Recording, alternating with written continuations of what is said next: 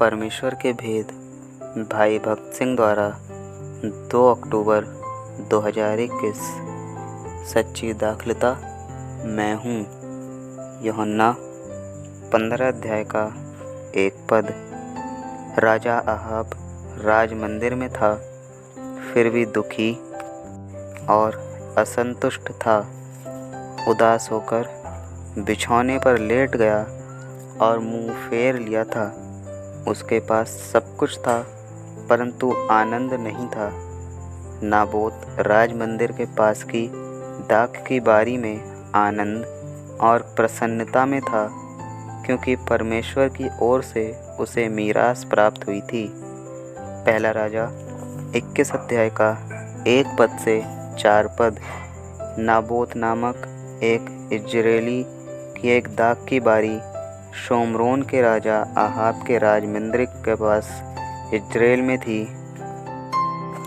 इन बातों के बाद आहाब ने नाबोत से कहा, तेरी दाख की बारी मेरे घर के पास है, तू उसे मुझे दे कि मैं उसमें साग पात की बारी लगाऊं, और मैं उसके बदले तुझे उससे अच्छी एक वाटिका दूंगा। नहीं तो तेरी इच्छा हो तो मैं उसे उसका मूल्य दे दूंगा। नाबोत ने आहाब से कहा, यहोवा ना करे कि मैं अपने पुरखाओं का निज भाग तुझे दूं। इजरायली नाबोत के इस वचन के कारण कि मैं तुझे अपने पुरखाओं का निज भाग ना दूंगा, आहाब उदास और अप्रसन्न होकर अपने घर गया और बिछौने पर लेट गया और मुंह फेर लिया और कुछ भोजन ना किया। ये विश्वासी और अविश्वासी का जीवन दिखाता है। अविश्वासी के पास मकान, भूमि वगैरह है, फिर भी वो दुखी है, जबकि विश्वासी निर्धन होने के बावजूद परमेश्वर की मीरास के कारण सुखी और संतुष्ट है।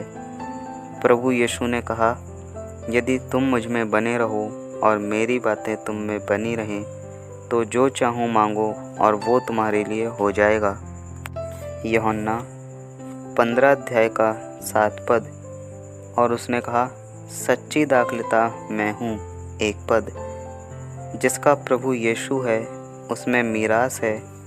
वो कहता है, प्रभु यीशु मेरी दाख की बारी है, प्रभु यीशु मेरी मीरास है। यदि हमको प्रभु यीशु मिला है तो उस रीति से हम बहुत धनी हैं।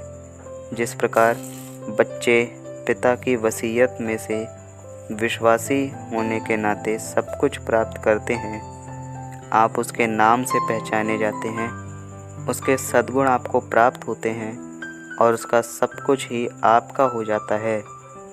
नाबोत ने परमेश्वर का और परमेश्वर के वचन को मान दिया और आहाब को दाख की बारी बेचने से इनकार किया।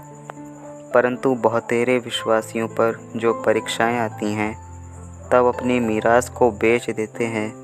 वे परमेश्वर की इच्छा के विरुद्ध विवाह करते हैं और इस रीति से परमेश्वर के खिलाफ जाते हैं। स्मरण रखें, आपकी संपत्ति आपको सुखी नहीं बना सकती। दूसरे कितने ही नौकरी या पैसों के खातिर अपनी मीरास को बेच देते हैं। अपनी दाख की बारी को ना बेचें, प्रभु यीशु में रहें। वो आपको सनातन परिपूर्णता में लाएगा। वो आपकी सच्ची मीरास है।